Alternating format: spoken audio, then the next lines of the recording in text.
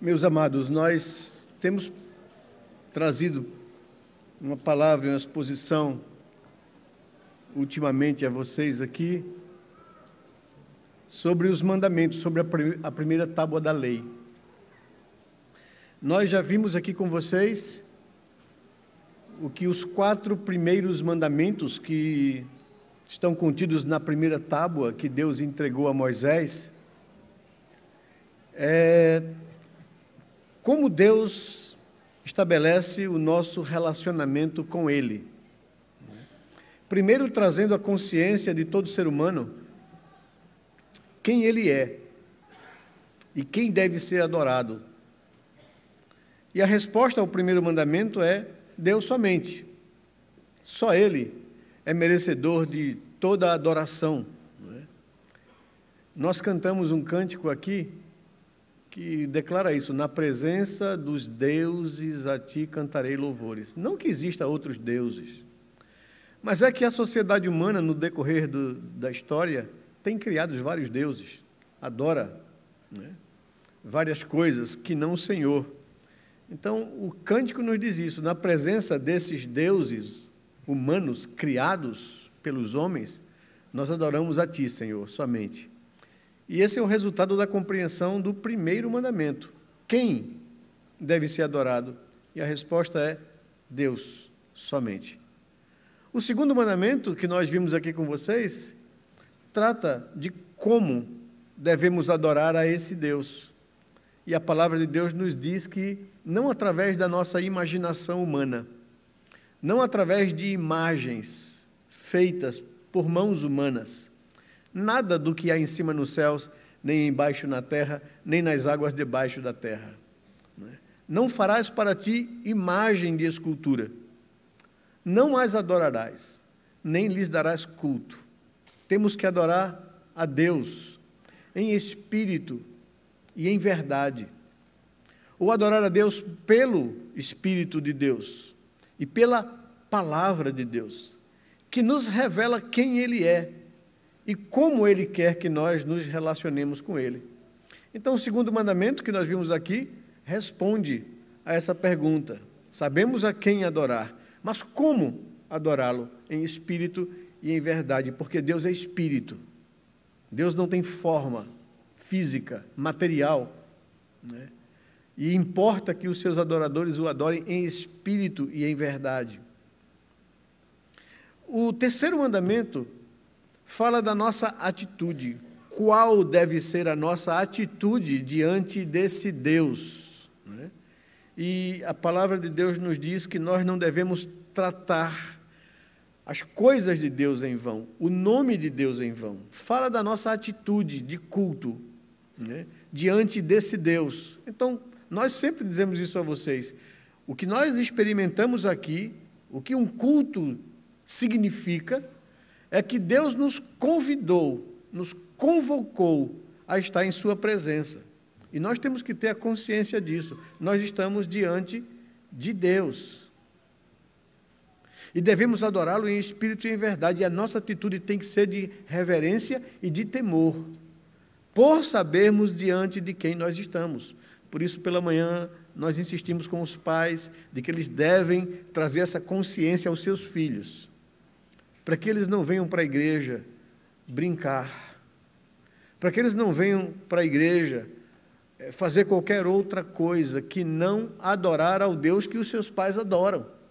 E nós precisamos inculcar isso no coração dos nossos filhos, para que eles criem reverência e para que eles saibam diante de quem eles estão também.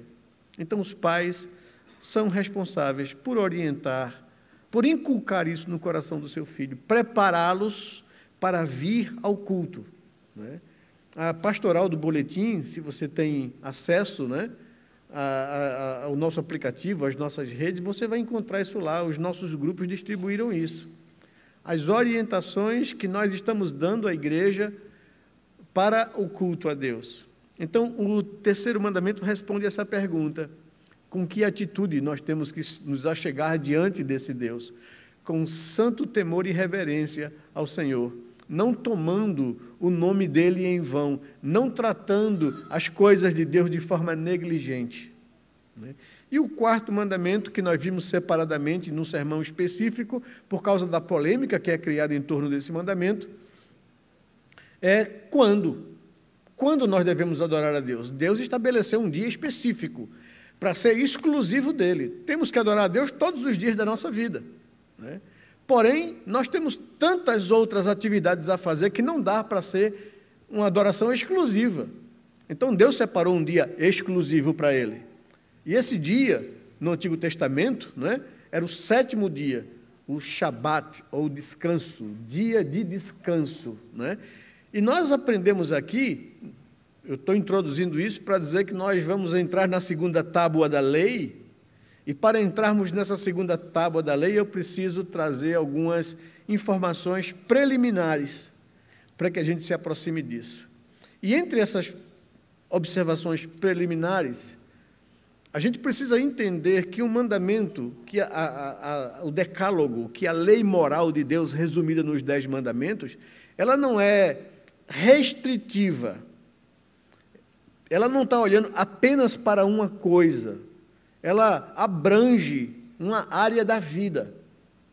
E já que a segunda tábua da lei vai nos estabelecer princípios de como deve ser a nossa relação com o nosso próximo, enquanto a primeira tábua apontava da nossa relação com Deus, agora a segunda tábua da lei é a nossa relação com o nosso próximo. E a gente vai ver que cada mandamento abrange uma área e tem uma penetração abrangente, tanto interna como externamente. Então, o quarto mandamento, quando é que nós devemos adorar a Deus? E o Antigo Testamento apontava para um descanso, já que pecamos contra o Senhor e trouxemos sobre nós o peso da culpa e da condenação. Deus prometeu um descanso. E esse descanso foi cumprido na pessoa de Jesus, quando ele entregou a sua vida voluntariamente à morte. E ao 3º dia, ressurgiu dos mortos, venceu a morte e nos trouxe o descanso, a esperança da vida eterna. E ele ressurgiu no 1º dia da semana e começou a aparecer aos seus discípulos no 1º dia da semana. E o Pentecostes aconteceu no 1º dia da semana. E a igreja se reunia para adorá-lo no Novo Testamento no 1º dia da semana. Então, o 1º dia da semana, eles compreenderam de forma muito clara, por todas essas evidências que nós vimos aqui com vocês, que era o dia do Senhor, o dia da vitória de Jesus sobre a morte, o dia da ressurreição. E é por isso que os cristãos, desde o Novo Testamento, isso não é novidade, eles reservaram, entenderam, compreenderam que esse dia exclusivo passou a ser o 1º dia da semana, o dia da nova criação, o Dominus, o dia do domínio do Senhor sobre a morte, o dia da vitória do Senhor. Então, nós vimos tudo isso aqui com vocês. Mas hoje eu queria trazer, dando continuidade a esse tema da lei de Deus, eu queria trazer a mensagem de que ela é atual e ela é aplicável ao homem do século XXI. Porque há muitos movimentos, inclusive no nosso meio evangélico, que rejeita essa tese, diz que nós não temos absolutamente nada a ver com a lei de Deus, e que ela é algo ultrapassado, e não atual, e não aplicável aos nossos dias. Eu queria convidar vocês a refletir, a meditar nisso, e pediria que vocês pudessem abrir a palavra de Deus na lei de Deus, no livro de Êxodo, capítulo 20, quando essa lei foi entregue e lida diante do povo. Êxodo capítulo 20.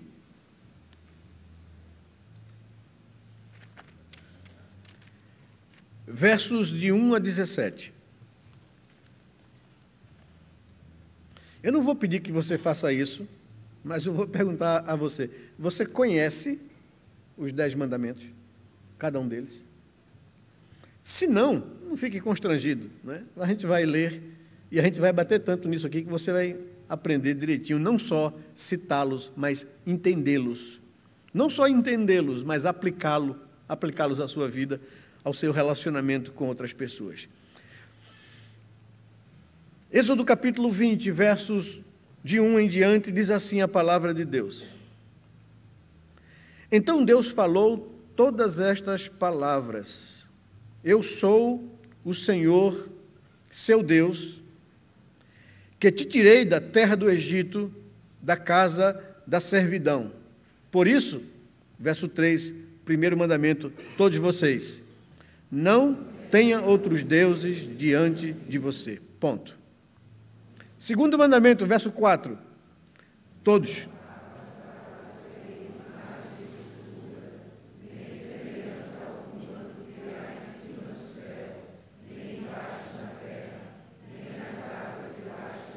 Continue.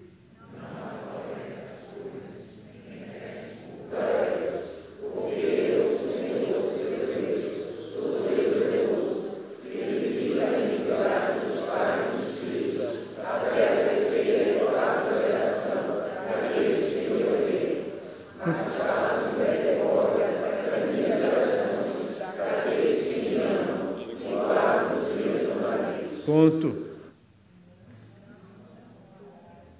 Calma. Terceiro mandamento, 7. Não tomarás.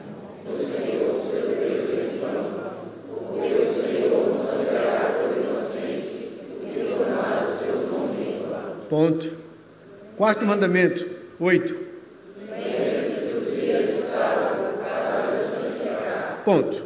Pode parar aí. O resto é a explicação, que ele se delonga a explicar, para que nós tenhamos conhecimento, e nós já vimos aqui que isso é aplicável aos nossos dias. Não passou, não é relativo, é atual. Deus requer do seu povo que o seu povo separe um dia exclusivamente para Ele. Que a gente tenha esse dia do domingo, o dia da ressurreição, o dia do descanso, como um dia santo, separado, exclusivo, onde nós podemos parar as nossas atividades diárias, de trabalho, de lazer, de qualquer outra coisa, para nos dedicarmos exclusivamente à comunhão com Deus, a ler a sua palavra, como nós não conseguimos ler nos dias da semana. A gente deve meditar na palavra de Deus, mas esse dia é exclusivo, eu vou mergulhar nela, eu vou me deliciar nela, eu vou buscar comunhão com Deus, eu vou orar com o Senhor. Lembre-se do dia de sábado para o santificar. 6 dias, você trabalhará e fará toda a sua obra. Mas o 7º dia é o sábado, dedicado ao Senhor, seu Deus. Não faça nenhum trabalho nesse dia, nem você, nem o seu filho, nem a sua filha, nem o seu servo, nem a sua serva, nem o seu animal, nem o estrangeiro das suas portas para dentro. Porque em 6 dias o Senhor fez os céus e a terra, o mar e tudo que neles há. E ao 7º dia descansou. Por isso o Senhor abençoou o dia de descanso, o Shabat, e o santificou. Agora nós entramos para a segunda tábua da lei, a partir do versículo 12. E eu queria ler com vocês até o verso 17, todos juntos. Honre o seu pai e a sua mãe, para que você tenha uma longa vida na terra que o Senhor, seu Deus, lhe dá. Não mate, não cometa adultério, não furte, não dê falso testemunho contra o seu próximo, não cobice a casa do seu próximo, não cobice a mulher do seu próximo, nem o seu servo, nem a sua serva, nem o seu boi, nem o seu jumento, nem coisa alguma que pertença ao seu próximo. Vamos orar ao Senhor, pedir a sua direção, a orientação do seu Espírito nas nossas vidas. Pai bondoso, Deus amado, recebe, Senhor Deus, com prazer o culto que nós te oferecemos. Nós temos consciência que não é um culto perfeito, porque parte de pessoas imperfeitas, parte de pessoas pecadoras, parte de pessoas que tantas vezes quebra os princípios da tua lei, Senhor. É por isso que nós também, ao chegarmos aqui na consciência de quem tu és, nós nos quebrantamos e confessamos ao Senhor os nossos pecados e culpas. Nós chegamos diante do Senhor para admitirmos que precisamos da tua graça, da tua misericórdia, Precisamos que o Senhor aplique sobre nossas vidas o sangue do Teu Filho Jesus, que é suficiente para nos perdoar e nos purificar de todos os nossos pecados. E nos tornar aptos a estar em Tua presença, Senhor, cantando os Teus louvores, bendizendo o Teu nome, exaltando o Senhor, buscando entregar o nosso coração, consagrando as nossas vidas, parte daquilo que o Senhor nos tem dado em Tua graça e misericórdia. E agora, Senhor, quando nós nos aquietamos para ouvir a Tua voz, pedimos ao Senhor que nos fale o coração. Tenha misericórdia de nós, Senhor. Passa por cima das nossas deficiências, das nossas fraquezas, das nossas debilidades, a começar de mim. E usa de graça e comunica essas verdades que nós meditaremos aqui, Senhor Deus. Comunica essas verdades ao nosso coração, abre os olhos do nosso entendimento e aplica essas verdades à nossa vida, Senhor. Nós pedimos assim, em nome e no amor de Jesus, a quem nós rendemos toda a nossa honra, glória e louvor. É em nome dele que nós rogamos, Pai. Amém, Senhor Deus. Amém. Jesus, ainda difamado e acusado pelos religiosos da época de que ele veio quebrar a lei ou desfazer a lei, ele dirige uma palavra em defesa a essas falsas acusações. No verso 17 de Mateus, capítulo 5, ele diz: não pensem que eu vim revogar a lei ou os profetas. Não vim para revogar, mas para cumprir. Porque em verdade lhes digo, até que o céu e a terra passem, nenhum i ou um tio jamais passará da lei até que tudo se cumpra. Aquele, pois, que desrespeitar um destes mandamentos, ainda que dos menores, e ensinar os outros a fazer o mesmo, será considerado mínimo no reino dos céus. Aquele, porém, que os observar e ensinar, esse será considerado grande no reino dos céus. Porque eu afirmo que se a justiça de vocês não excederem muito a dos escribas e fariseus, jamais entrarão no reino dos céus. Que a gente possa guardar essa palavra nos nossos corações. A lei de Deus, os 10 mandamentos, tem alguma coisa a ver com as nossas vidas hoje? Essa é uma pergunta que tem incomodado a igreja, dividido cristãos, e feito que o mundo se rebele contra Deus.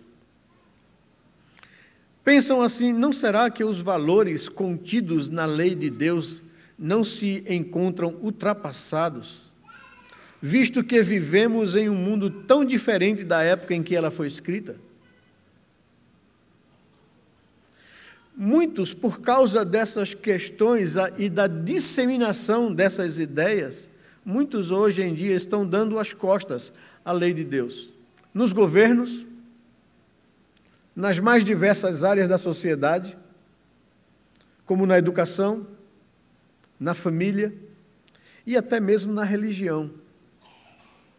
Tem até pastores desses midiáticos afirmando que precisamos reinterpretar a palavra de Deus com base no contexto atual, dar a ela um novo significado. Eles usam essa palavra da modinha hoje, ressignificar a palavra de Deus. Assim, alguns cristãos defendem a ideia de que a lei de Deus não tem mais nada a ver com eles depois de que se converteram a Cristo. Citam, inclusive, o apóstolo Paulo, no capítulo 6, verso 14 de Romanos: não estais debaixo da lei, e sim da graça.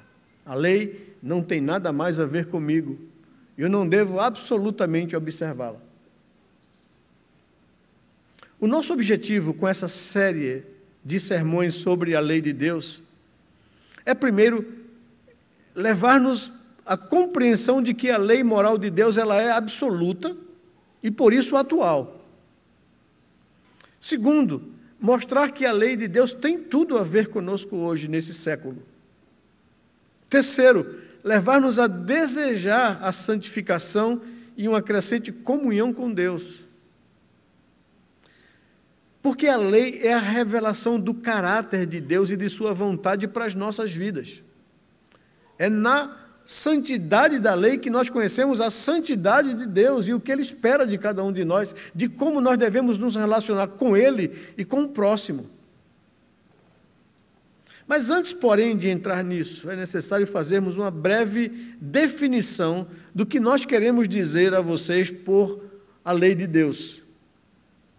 Ela nos diz o que o nosso Pai deseja de nós. E é preciso esclarecer de forma preliminar que há 3 tipos de leis no Antigo Testamento, na Torá, no Pentateuco. Primeiro, há leis políticas e sociais ali. E essas leis foram dadas à nação de Israel. Israel era uma nação teocrática. Deus era o seu rei, o seu governante. E essas leis políticas e sociais dadas a Israel, elas não são aplicadas necessariamente a nós hoje. Por exemplo, leis a respeito dos escravos. Abra sua Bíblia aí em Êxodo capítulo 2. Desculpem, capítulo 21. Vamos ver aqui exemplos dessas leis políticas e sociais. Após entregar a lei moral, o decálogo, os 10 mandamentos, Moisés passa a entregar leis de convivência civil, de convivência política, de organização da sociedade de Israel. E ele fala de como os israelitas deveriam tratar os seus empregados, e que na época eram escravos. E você vai entender um pouquinho, não escravo no contexto que nós conhecemos, da nossa modernidade, de pessoas traficarem gente, irem à África, sequestrarem tribos indígenas e trazerem para o continente para servirem como escravos. Não é nesse contexto, é o contexto do antigo mundo, onde pessoas que estavam na total pobreza se colocavam a serviço de um senhor para ter o que comer, onde dormir e onde se vestir. E essas pessoas ficavam ali por um período, trabalhando para aquele senhor para ter o seu sustento, para não viverem na miséria. Como que deveria ser o trato de pessoas que tinham condições financeiras com as pessoas que se colocavam ao seu serviço? Êxodo capítulo 21, versos de 1 a 11. São estes os estatutos que você apresentará aos filhos de Israel. Se você comprar um escravo hebreu, ele trabalhará para você durante 6 anos, mas no 7º ano será livre, de graça. Se chegou solteiro, irá embora sozinho. Se era homem casado, a mulher irá com ele. Se o dono lhe deu uma mulher, e ela der à luz filhos e filhas, a mulher e seus filhos serão do dono do escravo, e ele irá embora sozinho. Porém, se o escravo expressamente disser: eu amo o meu dono, amo a minha mulher, amo os meus filhos, não quero ser livre, então o dono do escravo o levará aos juízes e o fará chegar à porta ou à ombreira da porta, o tribunal, e o seu dono furará a orelha dele com um furador, e ele será seu escravo para sempre. Uma lei política e social. Pergunto a vocês, isso se aplica a nós hoje? Podemos fazer isso? Podemos ter escravos? Não. É uma lei que era restrita e específica para a nação de Israel, para que houvesse justiça no trato com pessoas que estavam sob o trabalho de outros. Haviam leis a respeito da violência, de conter a violência na sociedade. Verso 12, do mesmo capítulo 21, vejam lá o que diz: Quem ferir um homem de modo que este venha a morrer, também será morto. Porém, se não lhe armou ciladas, mas Deus permitiu que ele caísse em suas mãos, então designarei a você um lugar para onde ele poderá fugir. Se alguém vier maliciosamente contra o próximo, matando a traição, você deve tirá-lo até mesmo do meu altar, para que seja morto, mesmo que ele se esconda no templo. Vá lá, cate e arraste ele, para que ele seja julgado no tribunal e executado, se ele fez maliciosamente isso contra alguém. Verso 15, quem ferir seu pai ou a sua mãe, será morto. Quem raptar alguém e o vender, ou for achado tendo esse alguém ainda em seu poder, será morto. Quem amaldiçoar seu pai ou a sua mãe, será morto. Imagina se essa lei fosse aplicada hoje. Misericórdia. Muita gente teria enrascado. São leis que podem ser aplicadas a nós hoje? Não. Deixe-me dar outro exemplo. Leis a respeito da nossa responsabilidade com os nossos animais. Era uma sociedade pecuarista, criava animais, bois, ovelhas. E como é que a gente deveria lidar com isso? Qual era a nossa responsabilidade sobre esses animais? Vai valendo para pitbull também. Vejam o que diz ali o texto no verso 28 ao verso 36, do mesmo capítulo 21. Diz lá, se um boi chifrar um homem ou uma mulher, fazendo com que ela morra, o boi será apedrejado, e a carne dele não será comida, mas o dono do boi será absolvido. Mas, se o boi já antes costumava chifrar as pessoas, e o seu dono sabia disso, e não prendeu, e o boi matar um homem ou uma mulher, o boi será apedrejado e também será morto o dono do boi. Se lhe for exigido resgate, pagamento, compensação, dará então como resgate da sua vida tudo o que lhe for exigido. Quer tenha chifrado um filho, quer tenha chifrado uma filha, este julgamento lhe será aplicado. Se o boi chifrar um escravo ou uma escrava, o senhor deles receberá o pagamento de 360 gramas de prata e o boi será apedrejado. Isso vale para pitbull. Veja o princípio aqui. Mas isso é uma lei aplicada a nós hoje? Se você é fazendeiro, se você tem boi por aí? Não, necessariamente. Essa é boa. Acerca da justiça nos tribunais e da misericórdia. Capítulo 23. Veja o que diz. Capítulo 23, versos de 1 a 9. Não espalhe notícias falsas, né? Se fosse a linguagem de hoje, é fake news. E não entre em acordo com o ímpio para ser testemunha maldosa. Não siga a multidão para fazer o mal, e num processo não deponha com a maioria para torcer a justiça. Não seja parcial nem mesmo com o pobre nas suas demandas. Se você encontrar desgarrado o boi ou o jumento do seu inimigo, leve-o sem falta de volta para ele. Se você vir prostrado debaixo da sua carga o jumento daquele que odeia você, não abandone, mas ajude o dono a erguer o animal. Verso 6, não perverta o direito do pobre, isso aqui é para os juízes. Não perverta o direito do pobre que vem até você com sua causa. Fique longe de falsas acusações.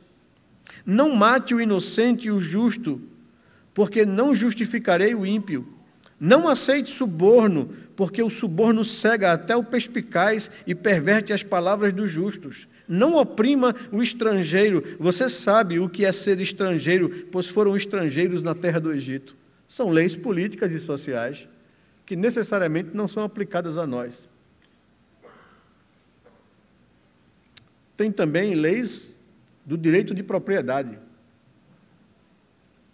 Verso 21, capítulo 21, desculpem, verso 28. Ou desculpem, capítulo 22, versos de 1 a 15. Se alguém furtar um boi ou uma ovelha e abater ou vender o animal, por um boi pagará 5 bois e 4 ovelhas por uma ovelha. Se um ladrão for achado arrombando uma casa e sendo ferido morrer, quem o feriu não será culpado do sangue. Se, porém, já havia sol quando isso aconteceu, quem o feriu será culpado do sangue. O ladrão deverá fazer restituição total do que roubou. Se não tiver com que pagar, será vendido por seu furto, como escravo. Essa lei hoje é aplicada no nosso país? Nada. Pode até roubar um celular para tomar uma cervejinha.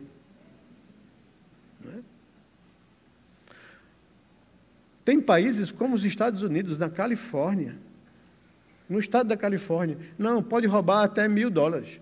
É brincadeira isso.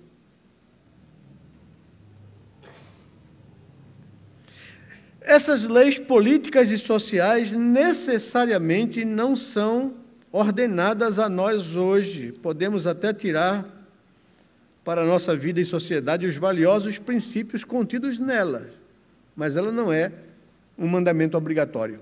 Ela era para Israel, né? Para organizar a sociedade em Israel.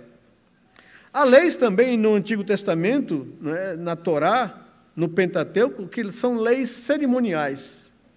Todo o livro de Levíticos são as leis cerimoniais. Deus instruiu o povo de Israel em como cultuá-lo. Os sacrifícios, os rituais, o tabernáculo, o sacerdote, mediador, como até ele deveria se vestir, como deveria se pautar quando fosse oferecer o culto a Deus. Todas essas leis cerimoniais apontavam para o Messias, para a vinda de Jesus. Quando ele veio, eliminou a necessidade dessas leis, pois tudo se cumpriu nele. É o que Paulo diz aos Colossenses, no capítulo 2, no verso 16 e 17. Tudo isso, festas, luas novas, sacrifícios, tem sido sombra de Cristo, das coisas que haviam de vir. Porém, o corpo é de Cristo, se cumpriu nele. Ele veio preencher, dar sentido, significado e cumprir toda a lei. Nós chegamos aqui hoje para cultuar a Deus e tivemos que sacrificar um novilho? Não. Por quê? Porque aquilo era sombra. Porque aquilo apontava para a cruz, apontava para Cristo. Como João Batista afirmou, é Ele, Cristo, o Cordeiro de Deus, que tira o pecado do mundo. Nem no Antigo Testamento o sangue daqueles animais era suficiente para perdoar pecados, mas aquilo que representava era que era suficiente. Nós não estamos debaixo das leis cerimoniais. Já foram cumpridas em Cristo Jesus. Não precisa mais nenhuma igreja estar tocando chofar, carregando uma arca. Isso é passado, não cabe a nós. É sombra de Cristo. Agora, além das leis políticas e sociais, além das leis cerimoniais, aí sim, chegamos na lei moral de Deus, contida aqui em Êxodo capítulo 20, no Decálogo, nos 10 mandamentos. A lei moral, essa é absoluta, essa é atemporal, é para todos, em todas as épocas. A lei moral é a declaração da vontade de Deus para o ser humano. A lei moral é dirigida ao homem, liga o homem, cada um, a uma obediência tanto eterna como perpétua, tanto interna como externa, nos deveres para com Deus e para com o seu próximo. Ela é tão importante que Deus mesmo a escreveu. Veja, todas essas outras leis políticas, cerimoniais, Deus ditava a Moisés, e Moisés escrevia. Agora, a lei moral, não. A lei moral, Deus mesmo a escreveu. E ele entregou essas tábuas a Moisés. Tal a importância dela para o ser humano. Êxodo capítulo 31, verso 18, se você quiser, é bom você conferir isso, essa informação. Diz lá, Êxodo 31, verso 18, que quando o Senhor acabou de falar com Moisés no Monte Sinai, deu a ele as 2 tábuas do testemunhos, tábuas de pedra, escritas pelo dedo de Deus. Não foi Moisés, foi Deus. Porque aqui Moisés é especial. Aqui é atemporal. Aqui é absoluto. Aqui é para todos os homens, em todas as épocas. Foi Jesus mesmo quem declarou em Mateus capítulo 24, verso 35, passará os céus e a terra, porém as minhas palavras não passarão. Por isso, eu queria meditar com vocês, nesse momento agora, sobre a atualidade e a aplicabilidade da lei de Deus ao homem do século 21, ao homem moderno. Primeiro, eu queria trazer para vocês algumas ideias erradas que permeiam a consciência do nosso mundo acerca da lei de Deus. Ideias erradas sobre a lei de Deus em nosso século. Primeiro, o relativismo. É a afirmação de que não há mais leis absolutas. Isso é coisa do passado. Devemos viver como desejamos. Devemos fazer o que nós queremos, quando nós queremos, com quem queremos e do jeito que desejarmos. Divirta-se e aproveite a vida. Ela é curta. É mais ou menos isso que permeia a consciência de um coração rebelde, de uma sociedade contra Deus. Não há mais leis absolutas. Tudo é relativo. Eu já sou um homem idoso, mas quando eu era um jovem, na minha juventude, ela foi marcada pelo espírito da rebeldia dos padrões estabelecidos na sociedade cristã conservadora. Na época, ecoava em nosso país a tônica norte-americana do movimento hippie, dos anos 60 e 70, a contracultura, era assim chamado, que era a desconstrução dos padrões e dos valores judaicos cristãos do Ocidente. Ou melhor, era a construção de uma sociedade alternativa. Quem era da época lembra isso, né? Raul Seixas, né? Viva a sociedade alternativa. Porque se eu quero e você quer tomar banho de chapéu, esperar Papai Noel ou discutir Carlos Gardel, então vá. Faça o que tu queres, pois é tudo da lei. Era um relativismo que era impregnado na consciência daquela juventude, do qual eu vivia ainda em rebelião contra Deus, sem conhecer a graça de Deus. Ou então, ainda, do próprio profeta da música popular brasileira, o roqueiro Raul Seixas, ele dizia: eu prefiro ser essa metamorfose ambulante do que ter aquela ideia formada sobre tudo. Era assim que era a sociedade da época. Ou ainda, como Bob Dylan, like a Rolling Stone, viva como uma pedra que rola, sem qualquer compromisso com absolutos. Ou ainda, como os novos baianos, né? Caminhando contra o vento, sem lenço e sem documento, num sol de quase dezembro, eu vou. Viver uma vida sem absolutos. Era essa a mensagem que impregnava aquela juventude rebelde da minha época.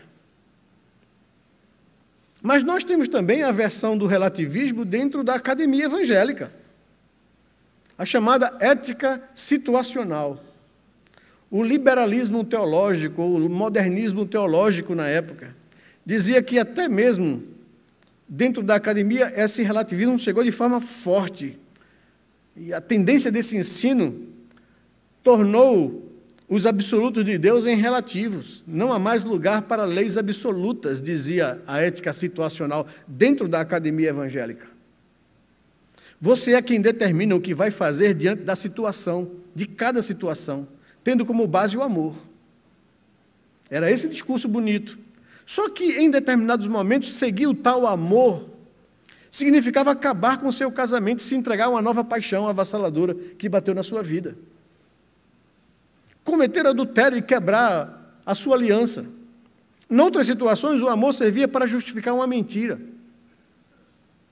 Em outras, significava cometer eutanásia, desligar os aparelhos que ajudavam alguém a sobreviver, porque isso é um ato de amor. Em alguns casos, em nome desse amor, cometer aborto, matar um feto indesejado, fruto de um estupro ou de uma gravidez precoce no adolescente, pois isso estragaria toda a sua vida. Era chamada ética situacional, o relativismo dentro da mentalidade e da academia evangélica. Agora, pense comigo, colocar o valor da tomada de uma decisão na razão humana é algo muito temeroso. A Escritura é clara em afirmar que o coração do ser humano é enganoso e demasiadamente perverso, corrupto. Quem o conhecerá? Tirar da palavra de Deus o absoluto e a referência para colocar em nós?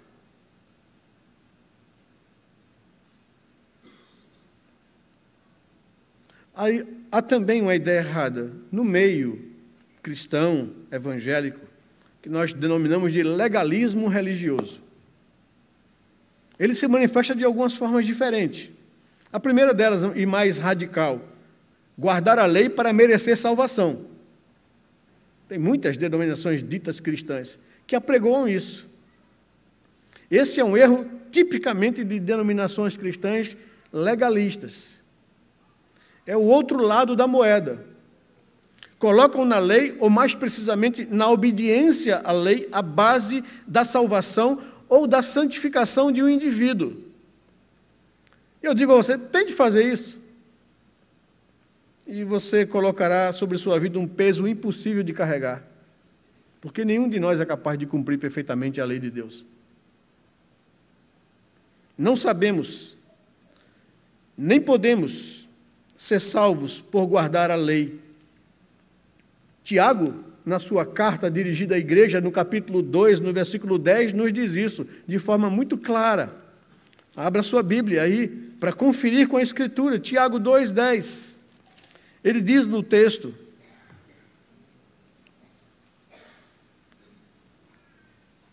pois quem guarda toda a lei e tropeça em um só ponto se torna culpado de todos. Gálatas capítulo 3, versículo 11, nos fala também exatamente isso. Agora é Paulo, falando a cristãos que queriam ser salvos por observar a lei. Veja o que diz o texto de Gálatas capítulo 3, versículo 11. Ele diz: é evidente que pela lei ninguém será justificado diante de Deus, porque o justo viverá pela fé. Ninguém consegue cumprir perfeitamente a lei de Deus, porque somos pecadores. Isso significa dizer que nós somos incapazes de cumpri-la, somos imperfeitos.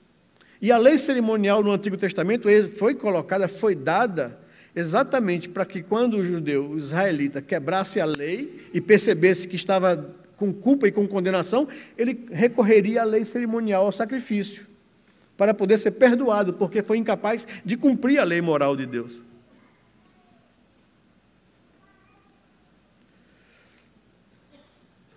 Outra ideia errada do legalismo religioso. Essa primeira é guardar a lei para merecer salvação. Mas a segunda é: nós somos salvos através da fé, mas também em guardar a lei. Esse é um radicalismo, um legalismo mais ameno. Não, somos salvos pela fé. Deus fez a parte dele naquela cruz. Agora cabe a mim fazer a minha parte. Isso também é uma espécie de legalismo, baseado no esforço e no merecimento pessoal. Você tem que fazer alguma coisa para merecer as recompensas eternas. Essa era a teologia dos amigos de Jó. Não é possível, você fez alguma coisa errada para essa maldição cair sobre sua vida. Não é? Creia no Senhor, mas guarde os preceitos da lei cerimonial. Era isso a pregação dos judaizantes no Novo Testamento, que Paulo combate, condena. Não somos salvos por cumprir a lei e pela fé. Nós somos salvos por graça. Nós não somos salvos por graça e obras, mas sim pela graça do começo ao fim. A Bíblia nos ensina isso. Efésios capítulo 2, versículo 8 a versículo 10. Pela graça sois salvos mediante a fé. Isso não vem de vós, é dom de Deus, não vem do homem, para que homem nenhum se glorie. Porque nós somos feituras dele, criados em Cristo Jesus para as boas obras, as quais Deus preparou de antemão para que nós andássemos nela, diz a palavra de Deus. É graça do começo ao fim. Não há participação humana que dê ao homem merecimento de salvação. Ele é incapaz de cumprir perfeitamente a lei de Deus. Paulo, escrevendo aos Romanos, no capítulo 3, no verso 28, ele nos diz o seguinte, ele nos diz: concluímos, pois, que o ser humano é justificado pela fé, independente das obras da lei. No capítulo 11, no verso 6, da mesma carta aos Romanos, ele declara o seguinte, ele diz: e se é pela graça, já não é pelas obras. Do contrário, a graça já não seria graça. Isso não significa dizer, irmãos, que nós devemos viver uma vida cristã acomodada, mas em gratidão a Deus, viver a minha vida para Deus, observando a sua lei por gratidão e não para ser salvo. Observar a sua palavra por gratidão a Ele. Filipenses vai nos ensinar isso. Paulo, mais uma vez, escrevendo aos cristãos lá de Filipos, no capítulo 2, no verso 12 e verso 13, ele diz: assim, meus amados irmãos, como vocês sempre obedeceram, não só na minha presença, porém muito mais agora na minha ausência, desenvolva a sua salvação com temor e tremor, porque é Deus quem efetua em você tanto querer isso, como realizar isso segundo a sua boa vontade. É Deus quem opera com graça no coração do homem, para que ele possa amar a lei de Deus, amar viver na lei de Deus. Romanos capítulo 6, versículo 22, vai nos dizer que, uma vez que nós fomos justificados da nossa culpa e do pecado, coloquemos a nossa vida agora para viver em santificação e obediência e, por fim, a vida eterna. Mas, além desse legalismo que permeia a nossa mentalidade evangélica e influencia muitas pessoas, consciente ou não, nós temos também um relativismo religioso. É mais para aqueles que rejeitam o legalismo, mas caem no outro extremo. Ele diz que depois de sermos salvos por Cristo, não temos mais nada a ver com a lei. A lei é ultrapassada. O Antigo Testamento nem vale, nem leia. Leia só o Novo Testamento. O uso de uma hermenêutica incorreta, de Romanos capítulo 6, 14, vocês não estão debaixo da lei e sim da graça, tem levado muitos evangélicos a afirmarem isso. No entanto, o que Paulo está nos dizendo ali, ou ensinando, é que não estamos debaixo da condenação da lei, e não que a lei de Deus não é aplicável às nossas vidas. Paulo não está afirmando isso. Nós não estamos debaixo da condenação da lei, porque a condenação caiu sobre Cristo Jesus. Veja o que Jesus nos ensinou acerca da sua relação com a lei. Texto que nós lemos aqui de Mateus capítulo 5, verso 17 a 20. Não pensem que eu vim revogar, eu vim cumpri-la. Pois até que o céu e a terra passem, nem um i ou um j jamais passará da lei, sem que tudo se cumpra. Essa é a relação de Jesus com a lei. E ele fala da nossa relação com a lei de Deus. Nós lemos aqui na nossa liturgia hoje, Romanos 14, 21. Aquele que tem os meus mandamentos e os guarda, esse é o que me ama. E esse que me ama será amado por meu Pai. Eu também o amarei e me manifestarei a ele. É o que diz a palavra de Deus na nossa relação com a lei. Paulo nos orienta sobre a lei em Romanos capítulo 13, no verso 8. Ele nos diz o seguinte acerca da nossa responsabilidade e da nossa observância da lei de Deus. Romanos 13, verso 8 ao verso 10. Veja o que diz a palavra de Deus aqui, meus amados. Não fiquem devendo nada a ninguém, exceto o amor de uns para com os outros. Pois quem ama o próximo, cumpre a lei. Pois este mandamento, não cometa adultério, não mate, não furte, não cobice, e qualquer outro mandamento que houver, todos se resumem nesta palavra: ame o seu próximo como a si mesmo. O amor não pratica o mal contra o próximo, portanto, o cumprimento da lei é o amor. Se você amar o seu próximo, você não vai matá-lo. Se você amar o seu próximo, você não vai roubá-lo. Se você amar o seu próximo, você não vai cobiçar as coisas dele. Então, o cumprimento da lei é o amor, Paulo escreve isso. Agora, pastor, como então deveríamos usar a lei? Qual é o seu uso para as nossas vidas? A lei moral de Deus é para todos os seres humanos. Essa é a primeira coisa que você tem que saber. Não é para o crente somente, é para todo ser humano. A lei revela a natureza santa de Deus. Nela vemos o que Ele ama e o que Ele condena. Todos serão julgados pelos critérios da lei moral de Deus. O texto de Eclesiastes, capítulo 12, verso 14, afirma isso com clareza. Todos serão julgados mediante a lei de Deus, que manifesta o seu caráter santo. A lei de Deus é aplicada a todos os homens para preservar a disciplina no mundo. É a lei que freia o avanço do pecado no meio e na sociedade humana. A lei de Deus foi gravada no coração ou na consciência de todo ser humano. É o que diz Romanos capítulo 2, versículo 15. Antes de Deus entregar as tábuas da lei a Moisés, quando o ser humano foi criado, a lei de Deus foi colocada na consciência de todo ser humano para defendê-lo quando ele faz o bem ou acusá-lo quando ele faz o mal. Todo ser humano tem a lei de Deus aqui. Sabe quando está fazendo certo ou errado. Porque foi Deus quem colocou a sua lei na consciência de todo ser humano. Para que todo ser humano seja considerado indesculpável diante de Deus. Deus requer das autoridades, do princípio da autoridade dos governos que apliquem a lei, pois ela é através da autoridade que Deus fará refrear a corrupção e controlará o pecado no mundo. É o argumento de Paulo quando escreve Romanos capítulo 13. Quando os cristãos em Roma, revoltados com a injustiça e com a perseguição do imperador contra os cristãos, tentam se rebelar contra o Império Romano. Tenta pegar a espada para ir contra o Império Romano. E o que é que Paulo diz? E você tem que entender isso.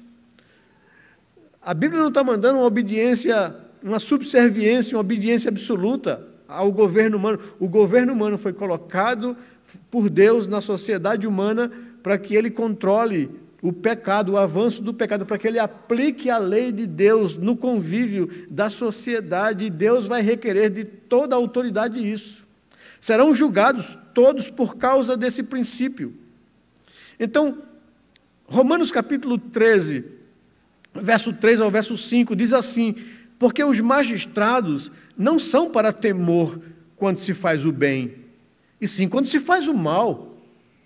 Você quer viver sem medo da autoridade? Faça o bem, e você terá o louvor dela, pois a autoridade é ministro de Deus para o seu bem.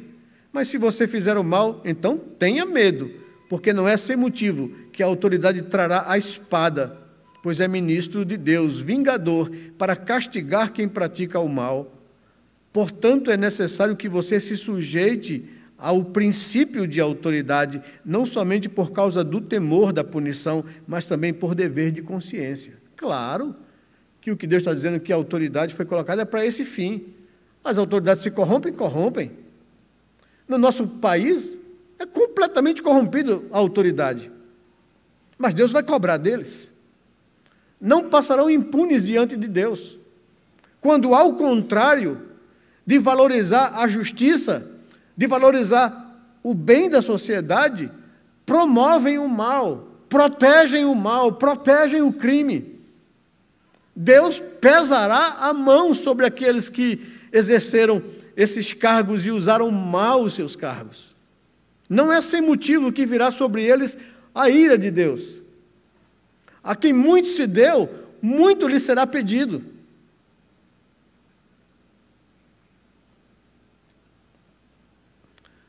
A lei de Deus é para todos os seres humanos. Os homens precisam conhecer a lei para saber que não podem guardá-la.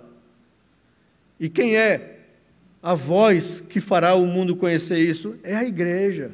Nós não podemos rejeitar a lei, mas sim anunciar a lei, pregar a lei ao mundo, para que todo homem saiba que não tem capacidade por si só de guardá-las. Quando pregamos sobre a lei de Deus, os homens começam a entender que são pecadores, incapazes de guardá-la e que estão perdidos debaixo de juízo e de condenação, que não podem ser salvos por si mesmos. É o que ensina Tiago no capítulo 2, versos de 8 a 11. Mas a lei de Deus mostra ao homem a sua culpa e o seu pecado. O apóstolo Paulo afirma: pela lei vem o pleno conhecimento do pecado, Romanos capítulo 3, verso 20. Paulo fala acerca dessa verdade em sua própria experiência. Ele se achava uma pessoa justa. Ele era um religioso zeloso que procurava guardar a lei, mas ele mesmo disse que eu não teria tido conhecimento que eu era um pecador, a não ser por meio da lei, porque eu olhava para o mandamento honrar pai e mãe, eu sempre honrei meus pais. Então, estou legal. Olhava para o mandamento não adulterarás, eu nunca, usando a linguagem moderna, peguei a mulher de ninguém. Não matarás, eu nunca matei ninguém.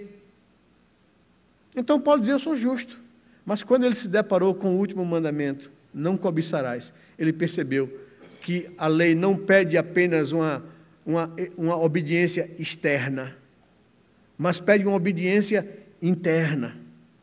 Abrange não somente a ação, mas abrange pensamento, desejo. E ele diz: aí eu me quebrei. Aí a lei me mostrou que eu sou um pecador, que eu não faço, mas eu cobiço, mas eu desejo. E aí eu me torno culpado de todos os mandamentos, porque eu quebrei internamente a lei de Deus. Mas também é necessário que a lei de Deus seja para todos os seres humanos, porque a lei aponta a necessidade que o homem tem de Cristo. Essa é a função da lei. Gálatas capítulo 3, verso 24, diz que a lei nos serve como um aio. Um aio é um tutor para nos levar a Cristo. Da mesma forma, quando nós estamos no meio acadêmico, fazendo um trabalho de final de curso, é colocado um tutor para nos orientar naquilo que a gente vai produzir. Esse tutor vai nos guiar, vai nos corrigir nas nossas ideias erradas, vai nos apontar um caminho para que a gente possa provar a nossa tese. Aquilo que nós estamos estudando, um tutor é isso, e a lei, diz Paulo, serve como um tutor para nos apontar Cristo. Nos mostra que nós somos pecadores, incapazes de guardá-la, e aponta para Cristo, nos conduz a Cristo. É isso que Gálatas 3:24 quer dizer. A lei serve como um aio, como um tutor para nos levar à cruz, para entendermos que sem a cruz nenhum de nós pode ser salvo ou justificado. Enquanto o homem não perceber-se um pecador perdido, ele não irá a Cristo. E a pregação da lei serve como esse tutor, como esse aio, para mostrar que todos nós somos incapazes. A lei de Deus torna o homem indesculpável em sua consciência diante de Deus. Pregar sobre a lei é imprescindível para que todos saibam que tudo que a lei diz é dito aos que vivem sob a lei, para que toda boca se cale, todo ser humano seja culpável diante de Deus. Paulo aos Romanos, no capítulo 3, verso 19, é essa afirmação. Agora, pastor, qual o uso da lei para a gente, para o cristão? A lei nos ensina a amar e apreciar ao Senhor e o que Ele fez por nós. Ele nos resgatou da maldição da lei, fazendo-se maldição em nosso lugar. Gálatas 3:13. E quando nós entendemos isso, que eu estava perdido, debaixo de juízo e condenação, mas o Filho de Deus assumiu uma forma humana, obedeceu à lei como o primeiro Adão não pôde obedecer, e como inocente entregou a sua vida para receber o castigo e a maldição que era contra mim, para que eu não fosse mais condenado, e sim resgatado e justificado pela sua justiça. Quando eu entendo isso, a lei me ensina a amar e a apreciar o Senhor, apreciar o que Ele fez por mim. Quanto mais vemos a salvação conquistada naquela cruz, mais amamos Jesus. E essa é a função da lei para o cristão. Ela me mostra todo dia, ela não me faz esquecer que eu não tenho nenhum merecimento. É Cristo, é Cristo, é Cristo do começo ao fim. Mostra as regras de como viver e agradar a Deus. O atleta, diz Paulo na segunda carta a Timóteo, capítulo 2, verso 5, não é coroado se não competir segundo as regras. Então, a lei de Deus são as regras para que a gente possa viver em gratidão a Deus. Em tudo na vida existe a necessidade de regras e de normas. Nos esportes, o que seria de uma partida de futebol sem regras? No trânsito, o que seria do trânsito sem as faixas que nos dizem quando nós não podemos ultrapassar ou quando nós estamos livres para ultrapassar? O que seriam as placas? Qual a utilidade delas? Para nos guiar. A navegação, quem gosta de navegar, tem suas regras e leis. Condomínio, a regra de boa convivência. Não existe relações humanas sem regras ou normas. Deus estabelece as regras e normas da nossa relação com Ele e na nossa relação com o nosso próximo.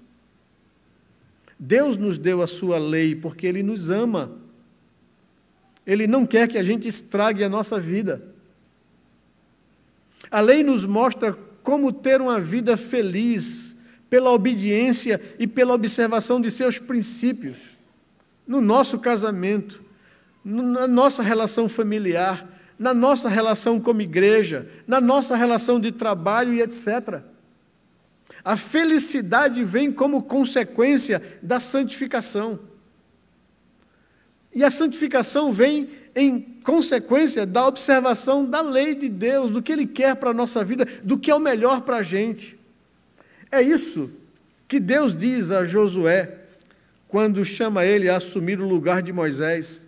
Lá no capítulo 1, no versículo 8, é um texto muito conhecido de todos nós.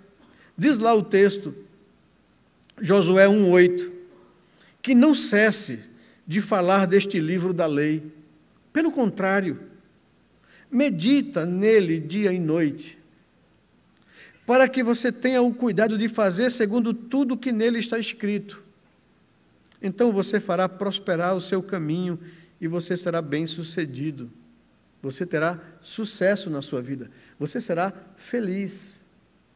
Então medite, observe, confie em Deus, obedeça o seu comando, a sua direção, a receita para a vida e para a felicidade. Você será bem-sucedido. Veja, e tudo isso não é para que você seja salvo. É porque Deus entregou a sua lei, porque Ele nos ama. E Ele não quer que a gente estrague a nossa vida. Então, esse é a utilidade e o valor da lei para o cristão. A pessoa que desobedece à lei de Deus, certamente estragará a sua vida. Deus sabe que o pecado fere, que o pecado humilha, que o pecado envergonha. Ele deseja nos livrar do sofrimento e das consequências que o pecado traz sobre nossas vidas. Por isso Ele nos dá a sua lei. Mas também a lei revela o que está em nosso coração. Será que é possível alguém afirmar amar a Deus, mas, no entanto, não se importar com o que Ele diz na sua palavra? Se nós amamos a Deus, consequentemente, guardamos os seus mandamentos. A obediência prova se amamos de fato a Deus ou não. Não é isso que nós lemos aqui na liturgia? Não é isso que Jesus falou em João capítulo 14, verso 21? Aquele que tem os meus mandamentos e os guarda é esse que me ama. Então a prova do nosso amor a Deus é obediência, é confiança nele. É possível que pessoas cheguem até a se emocionar durante um culto, mas ser um cristão verdadeiro implica no dia a dia, implica em viver em conformidade com a vontade revelada de Deus em sua palavra. Se no dia a dia a pessoa vive de outro jeito, será que ela pode afirmar que ama a Deus? Tiago capítulo 1, verso 22 diz, não. Tem um exemplo na Bíblia de um verdadeiro amor. José, diante da tentação da mulher do seu senhor, ele mostrou na prática o significado do que é amor. Amor a Deus, em primeiro lugar. Ele pensa, ele raciocina, como eu cometeria tamanha maldade e pecaria contra o meu Deus? Ele mostrou amor não somente a Deus, mas mostrou amor ao seu senhor Potifar. Ele argumenta com a mulher dele, o teu marido, o meu senhor, me confiou toda a sua casa, me confiou a administração dos seus negócios, me confiou os seus bens e não me pergunta absolutamente nada. Ele só me limitou você, porque é sua mulher. Como eu faria isso contra ele? E ele amou a mulher ao dizer a ela não. Como eu cometeria tamanha maldade e pecaria contra o meu Deus? Isso é amor na prática. É a coragem de dizer não, por amor a Deus, por amor ao próximo. Mas, por último, a lei de Deus é como um espelho. E aqui eu queria encerrar. Serve para nos corrigir. Serve para corrigir o que está errado em nós. A lei de Deus mostra onde e o que nós devemos consertar em nossas vidas. Tiago, no capítulo 1, no verso 22 ao verso 25, ele fala isso. Ele diz que a gente deveria sempre se olhar no espelho da palavra de Deus. E eu queria que você pudesse entender isso. Nós precisamos nos olhar, nos expor ao espelho da palavra, para corrigir o que precisa ser corrigido na nossa vida, e essa é a função da palavra de Deus, da lei de Deus. Veja o que diz o verso 22 de Tiago capítulo 1. Sejam praticantes da palavra, e não somente ouvintes, enganando-vos a vós mesmos. Porque se alguém é ouvinte da palavra e não praticante, assemelha-se àquele que contempla o seu rosto natural no espelho, pois contempla a si mesmo e se retira e logo esquece de como era a sua aparência, do que estava errado e precisava ser corrigido. Mas aquele que atenta bem para a lei perfeita, lei da liberdade, e nela persevera, não sendo um ouvinte negligente, mas um operoso praticante, esse será bem-aventurado no que realizar. Esse será bem-sucedido na sua vida. Esse será feliz, porque ele usa a palavra de Deus para corrigir aquilo que precisa ser corrigido em sua vida. E essa é uma das funções mais importantes da lei de Deus. Nos mostra onde precisamos ajustar na nossa vida. E eu sei que todos nós sabemos o que é isso, porque eu tenho certeza absoluta que quando você veio para cá, você passou antes no espelho. Deu uma retocada na maquiagem, deu uma ajeitada no cabelo, né, para se apresentar bem. Assim também nós precisamos fazer diante da palavra de Deus. E eu pergunto a você, você tem se olhado no espelho da palavra de Deus? Muitos têm andado despenteados espiritualmente, por jogarem fora o espelho, ou não mais se virem nele. Acham que o defeito está no espelho e não em si. Muitos se sentem desencorajados, porque veem que estão longe do que Deus desejava para eles. Então, qual é a solução para isso? Eu diria a você, olhe no espelho só o suficiente e depois olhe para a beleza de Cristo. para a beleza da sua obra na cruz. Limpe-se na graça que Ele nos dá. Lave-se em seu sangue que perdoa e purifica os nossos pecados. Agradeça a Ele, porque a salvação é pela graça e pela graça somente. Que Deus possa nos abençoar, que Deus possa nos ajudar a amar a sua lei, a valorizar a sua lei, a viver na intenção de obedecê-la, de cumpri-la, porque é a manifestação daquilo que Deus quer para a nossa vida, é a manifestação do amor dele para conosco, a entrega da sua lei. Baixe sua cabeça, busque ao Senhor a Deus no seu coração, pergunte-se a si mesmo, como é que você tem então se relacionado com a palavra de Deus? Se você tem buscado nela